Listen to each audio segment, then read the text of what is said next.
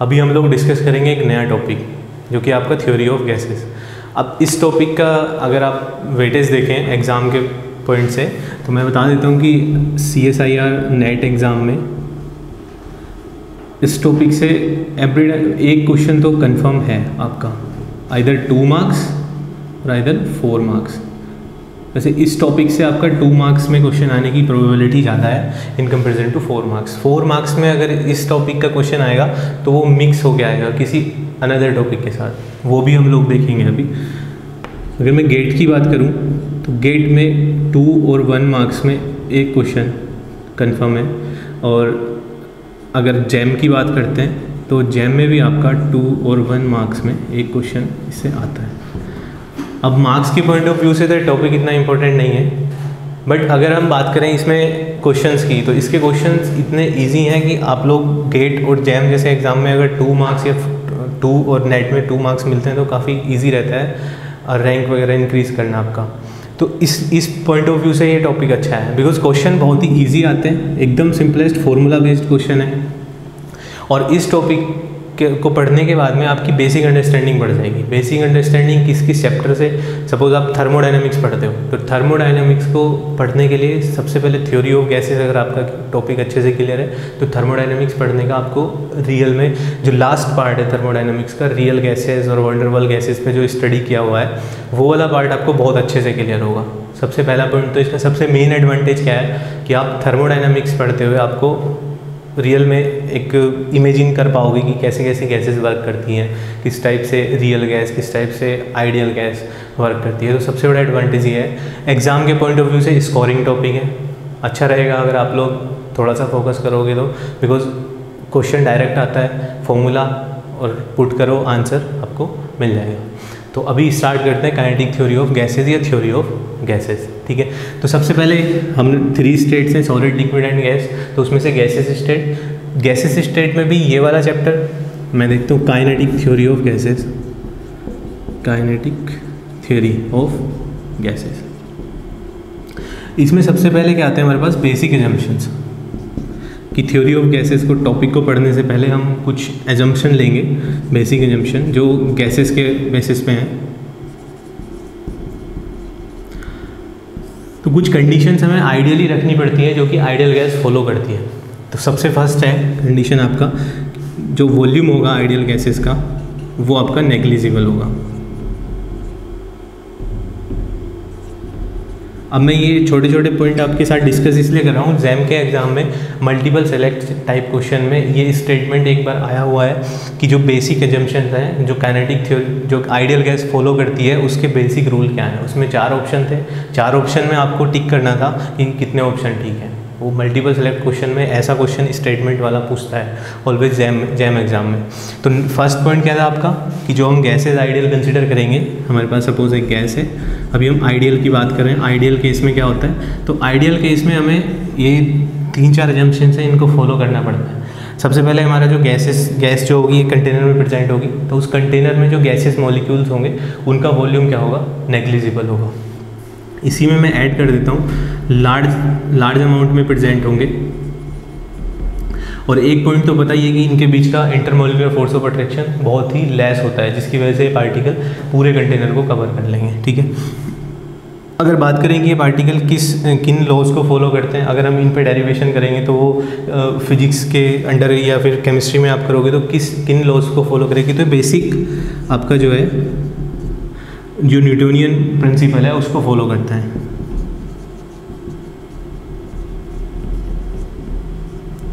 Newtonian principles को follow करता है।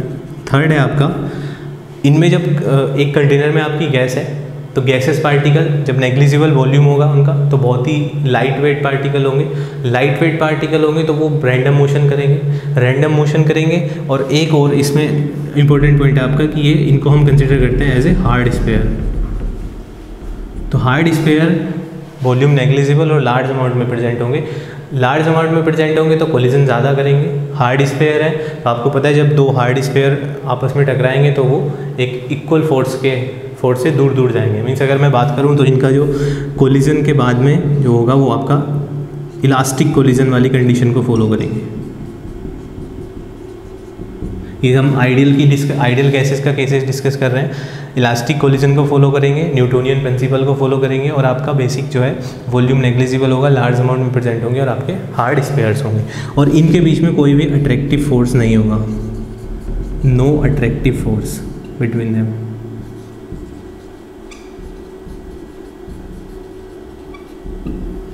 तो ये सभी कंडीशंस हैं, और भी इसमें एक दो कंडीशन इंक्लूड है, वो भी देख लेंगे अभी। जैसे जैसे पॉइंट में डिस्कस करूँगा वैसे वैसे आपको वहीं पे एग्जांपल के थ्रू बताता रहूँगा। तो ये थे कुछ बेसिक एजम्पशन जो बिल्कुल बेसिक लेवल है। तो इनको पढ़ने के बाद में अभी हम स्टार्ट करते हैं। इसमें जो लॉज हैं, सबसे पहले काइनेटिक गैस इक्वेशन, जो कि सबसे मोस्ट इंपॉर्टेंट पार्ट है इसका। डेरिवेशन में हम लोग नहीं जाएंगे, मैं आपको डायरेक्टली सिग्निफिकेंस वगैरह सब क्लियर कर दूंगा ऐसे ही। काइनेटिक गैस इक्वेशन, इस टॉपिक में डीपली जाने में डेरिवेशन से कभी क्वेश्चन नहीं आता है। जब भी क्वेश्चन आएगा आपका डेरिवेशन के जो कंक्लूजन है वहाँ से क्वेश्चन आता है। तो काइनेटिक गैस इक्वेशन, सपोज हमारे पास कोई गैस है, उस गैस के n पार्टिकल्स हैं, n number of particles present है। सपोज एक कंटेनर में है जिसकी लेंथ हमारे पास L है, और सपोज ये क्यूबिक कंटेनर है, ठीक है। तो यहाँ पे गैस का प्रेशर P है और गैस का वॉल्यूम आपका V गैस का वॉल्यूम है, जो कि नेग्लिजिबल अमाउंट है।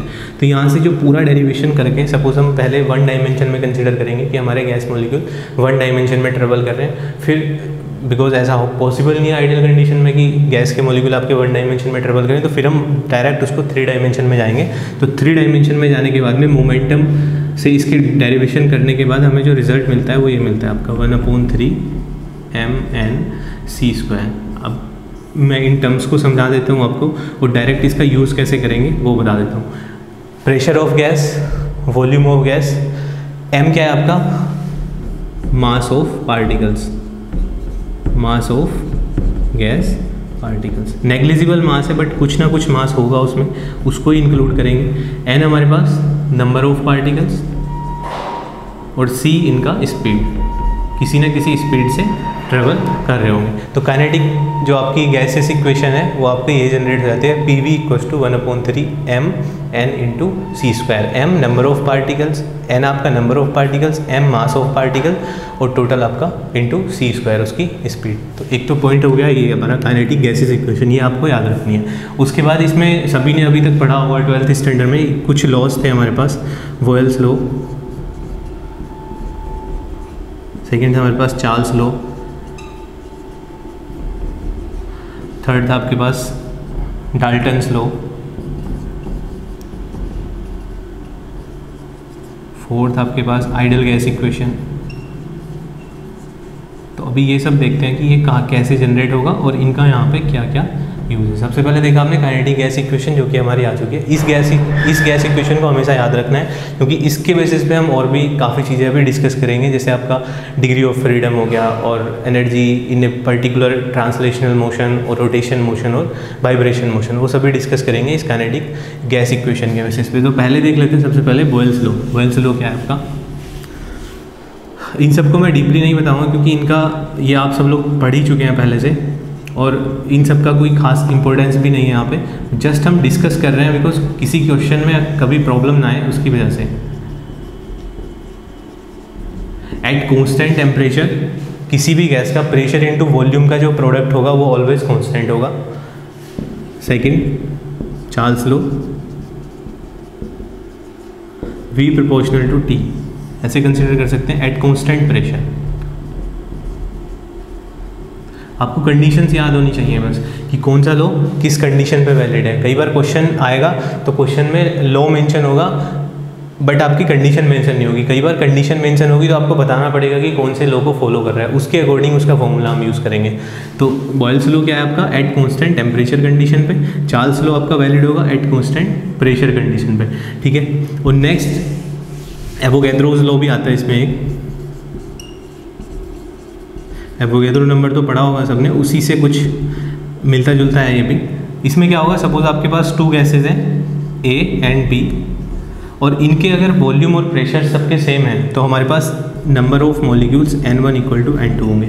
मीन्स आपके ऐसे लिख सकते हो आप Na = Nb।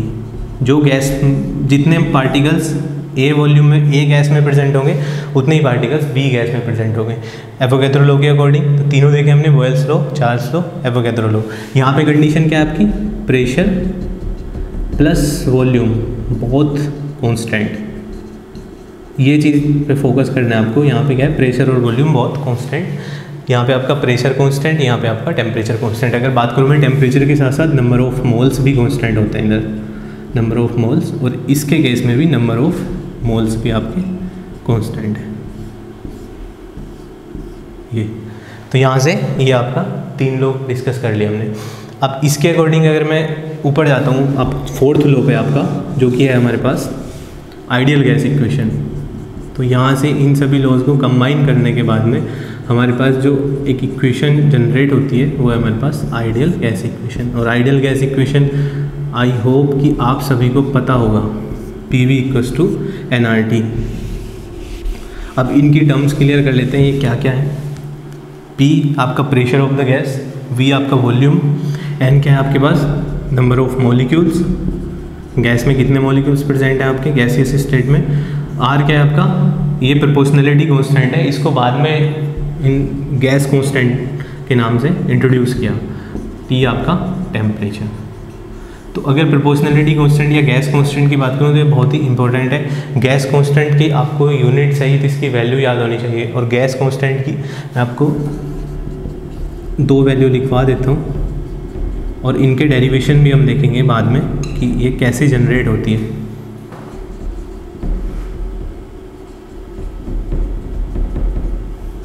कैलोरी में भी लिखवा दिया मैंने आपको, और joule kelvin inverse mole inverse में भी आ गया। तो ये 2 वैल्यू हमेशा याद रखनी होगी, मोस्टली यही 2 वैल्यूज़ यूज़ होंगी। इसके बाहर इसमें कोई इक्वेशन में कोई वैल्यू यूज़ नहीं होगी। R आपका गैस कांस्टेंट है, गैस कांस्टेंट का सिग्निफिकेंस भी देखेंगे कि इसका सिग्निफिकेंस क्या है। N आपके नंबर ऑफ पार्टिकल्स या number of molecules, temperature, pressure and volume.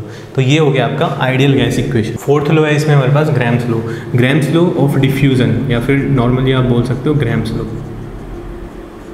इसके अकॉर्डिंग क्या होता है, जो हमारी वेलोसिटी होती है वो इन्वर्सली प्रोपोर्शनल होती है √P/ρ के। डेंसिटी और P आपका प्रेशर एंड ρ आपका डेंसिटी, से बोल सकते हो। Inversely directly proportional to pressure and inversely proportional to density, ये ग्राम्स लॉ है।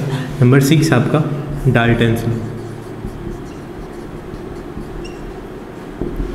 डाल्टन्स लॉ में क्या होता है, सपोज आपके पास नंबर ऑफ गैसेस प्रेजेंट हैं, सपोज आपके पास 4 गैसेज हैं, 4 गैसेज एक ही कंटेनर में हैं, और उसमें हमें बताना है कि उस कंटेनर का जो टोटल प्रेशर होगा, तो टोटल प्रेशर जो उस कंटेनर का होगा वो होगा आपका partial pressure of gas number A, partial pressure of gas number B, partial pressure of and so on. जितने भी हमारे पास मल्टीपल गैसेस प्रेजेंट हैं उन सभी का पार्शियल प्रेशर जो होगा वो आपका टोटल कंटेनर का जो प्रेशर है उसके इक्वल हो जाएगा। अब ये सभी बेसिक लॉज पढ़ने का मीनिंग सिर्फ इतना था कि हमारे पास कभी क्वेश्चन आएगा तो क्वेश्चन में हमसे डायरेक्टली नहीं पूछता, इनके बेस्ड डायरेक्टली क्वेश्चन नहीं आएगा, बट जब भी आपको कोई क्वेश्चन मिलेगा इस टॉपिक से तो उसमें इन लॉज का कहीं ना कहीं यूज़ होगा।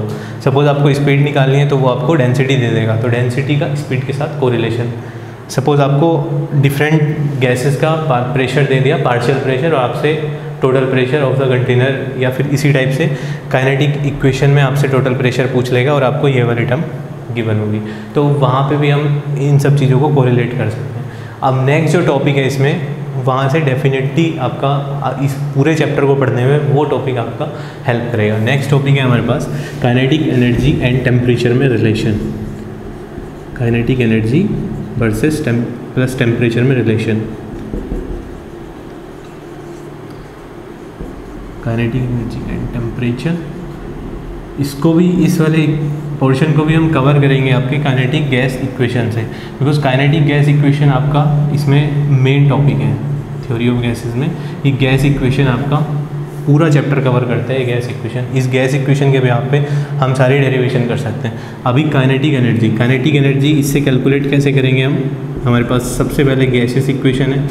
आपको पता है इस गैसेस इक्वेशन के P हमारा प्रेशर को स्टैंड करता है, V वॉल्यूम, M हमारा मास ऑफ पार्टिकल्स, N हमारा number of particles of gases, C हमारा स्पीड। सपोज अभी मैंने n number of gases consider किया हुआ है कि मेरे पास जो गैस है उसमें n number of particles present हैं। अगर मैं इसी को मैं रिप्लेस कर दूं n को एवोगैड्रो नंबर से, एवोगैड्रो नंबर से। अभी मेरे पास, मैं ऐसे बोल सकता हूँ कि मेरे पास 1 मोल गैस है, या फिर मेरे पास Na number of particles gas के प्रेजेंट है। और आप सभी को पता होगा कि एवोगैड्रो नंबर 6.023 इंटू 10⁻23 के इक्वल होता है। ठीक है, इतना क्लियर है अभी तक। तो मैंने क्या किया, PV = 1/3 m, n को रिप्लेस कर दिया एवोगैड्रो नंबर से। यहाँ तक क्लियर है। इसके बाद क्या करना है मुझे, बिकॉज हमें पता है कि जो काइनेटिक एनर्जी है, जनरली जो हम काइनेटिक एनर्जी लेते हैं वो हम 12 mv² लेते हैं, जहाँ पे m क्या है आपका मास, टोटल मास, v क्या है आपका स्पीड। ठीक है, तो ये हमारे पास काइनेटिक एनर्जी का जनरल डेरिवेशन है। अभी इस गैसेस इक्वेशन को हमने किसकी टर्म में कन्वर्ट करना है, काइनेटिक एनर्जी की टर्म में। तो PV = सपोज मैं 2 से अगर इसको मल्टीप्लाई कर दूं और 2 से मैं इसको डिवाइड कर दूं, तो एक्सप्रेशन क्या हो जाएगी ये। अब इस एक्सप्रेशन में आप क्लियरली देख पा रहे होंगे कि ये वाली जो हमारी टर्म बन के आई, ये अप्रोक्सीमेट सिमिलर है इसके। बिकॉज अभी अप्रोक्सीमेट क्यों बोला मैंने, बिकॉज यहाँ पे हमारे पास 2 टर्म्स हैं, m × Na, mass of 1 particle and number of particles, यानी कि टोटल मास। यहाँ पे भी हम क्या लेते हैं, टोटल मास। तो ये m × Na और यहाँ पे जो m कंसिडर किया वो सेम थिंग है। यहाँ पे हमने m को ही उसका टोटल मास कंसिडर कर लिया, यहाँ पे हमारे पास 1 पार्टिकल का मास और जितने पार्टिकल प्रेजेंट हैं वो टोटल, तो उन दोनों का कॉम्बिनेशन को टोटल मास हो जाएगा आपका गैस का। तो इसलिए यहाँ पे हमने m × Na को, ये पूरी टर्म करस्पॉन्डिंग किसके होगी, मास ऑफ गैस के। तो अभी ये जो हमारे पास 12 m × NaC² है, ये आपके किसके इक्वल हो गया, काइनेटिक एनर्जी के। तो यहाँ से PV = 2/3 इंटू क्या हो जाएगा, इस टर्म के इक्वल क्या रख देंगे, काइनेटिक एनर्जी, और इसको रिप्रेजेंट कर दिया मैंने यहाँ E से। ऐसे भी बोल सकते हो आप, PV = 2/3 इंटू E। इतना क्लियर है। अगर मैं 1 मोल ऑफ गैस की बात करता हूँ, तो 1 मोल ऑफ गैस के केस में आइडियल गैस इक्वेशन क्या हो जाती है, जनरली जो आइडियल गैस इक्वेशन है वो क्या है आपका, PV = nRT। अगर मैं 1 मोल गैस की बात करूँगा तो ये इक्वेशन क्या हो जाएगी मेरी, for 1 mole gas PV = RT, n की वैल्यू हमने 1 रख दी। यहाँ तक क्लियर है। इसके बाद क्या है, इसी इक्वेशन में मैंने ये सब वैल्यूज़ पुट करनी है। PV = 2/3 इंटू E, ये मेरा इक्वेशन नंबर 1 बन गया। According to ideal gas equation मैंने PV को रिप्लेस कर दिया आइडियल से फॉर 1 मोल ऑफ गैस। तो क्या हो जाएगा मेरा, PV = RT। तो जो इक्वेशन नंबर 1 हो जाएगी वो क्या हो जाएगी, RT = 2/3 इंटू E। मैं देखूँ तो E = 3RT/2, इक्वेशन नंबर 2। तो ये जो इक्वेशन नंबर 1 और इक्वेशन नंबर 2, ये दोनों रिलेशन बहुत ही इंपॉर्टेंट है। काइनेटिक एनर्जी का प्रेशर और वॉल्यूम के साथ रिलेशन, काइनेटिक एनर्जी का रेट को, आपका जो गैस कांस्टेंट था R, और टेम्परेचर के साथ रिलेशन। जब अब आगे आगे जैसे चैप्टर में बढ़ेंगे तो सबसे ज़्यादा जो रिलेशन हमारा यूज़ होगा वो इक्वेशन नंबर 2 वाला होगा, बिकॉज यहाँ पे काइनेटिक एनर्जी आपकी डायरेक्टली प्रोपोर्शनल है टेम्परेचर के।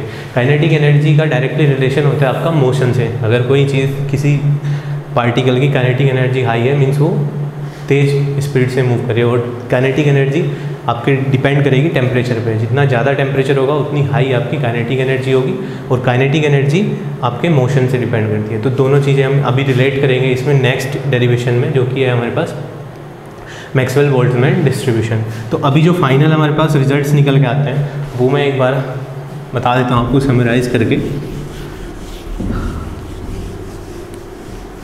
तो काइनेटिक एनर्जी और टेम्परेचर का जो अभी हमने देखा पार्ट, उसमें हमारे पास 2 रिजल्ट निकल के आए। PV = 2/3 इंटू काइनेटिक एनर्जी, और काइनेटिक, या ऐसे लिख सकते हो PV के प्लेस को हमने RT से रिप्लेस कर दिया, या एनर्जी = 3RT/2।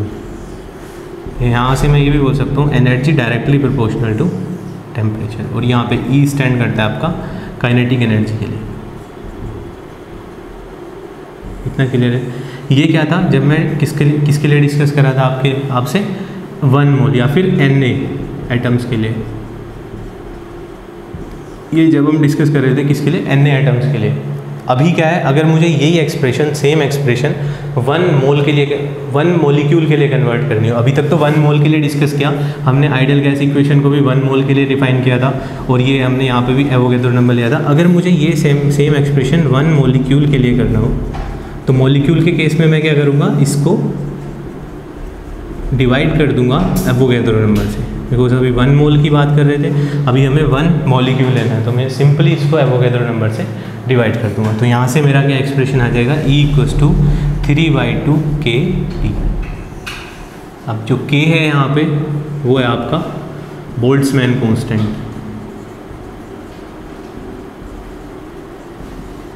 इसकी वैल्यू आप कैलकुलेट कर सकते हो, जब आप R/Na करोगे, मीन्स आपका 8.314 डिवाइडेड बाई 6.023 10⁻23। यूनिट्स पे फोकस करना है, joule, kelvin inverse, mole inverse. तो यहाँ से वैल्यू जो आपकी निकल के आएगी, के की आएगी 1.38 × 10⁻⁻23 जूल केल्विन इनवर्स। तो यहाँ से एक नया एक्सप्रेशन आता है जब हम 1 मॉलिक्यूल के लिए कंसिडर करते हैं गैसियस। इस पूरे चैप्टर में हमें फोकस करना है एक टर्म पे, जो कि आपसे पूछता है 1 मॉलिक्यूल के लिए या फिर 1 मोल के लिए। सबसे ज़्यादा कन्फ्यूजन यहीं पे होगा। अगर यही जो हमारी एक्सप्रेशन ये आया था 3/2 RT, ये था 1 मोल के लिए, यही सेम चीज़ जब हमसे 1 मॉलिक्यूल के लिए पूछेगा तो R के प्लेस पे क्या हो जाएगा, K क्या है हमारा बोल्ट्जमैन कांस्टेंट। कैसे कैलकुलेट करेंगे वो भी बता दिया। यूनिट्स पे ध्यान रखेंगे, यूनिट्स कैसे आएंगी आपकी, सबसे पहले gas constant divided by Avogadro number, units आपने देख ली, तो इसकी यूनिट होगी आपकी जूल केल्विन इनवर्स, और इसकी वैल्यू ये होगी। तो ये वाला पार्ट आपका एक जो अभी तक हमने देखा, काइनेटिक गैसेस इक्वेशन और उसमें रिलेशन टेम्परेचर में, और काइनेटिक गैसियस इक्वेशन। जो गैस इक्वेशन है हमारी वो क्या है, PV = 1/3 mN × C², E = 3/2 RT for 1 mole, energy = 3/2 kT for 1 molecule. इतना याद रखना है। यहाँ से आप अभी इस पूरे लेक्चर से ये 3 चीज़ें निकल के आती हैं जो कि आगे इम्पोर्टेंट है। Kinetic gas equation, energy and temperature का relation for 1 mole, energy and temperature का रिलेशन फॉर 1 मॉलिक्यूल।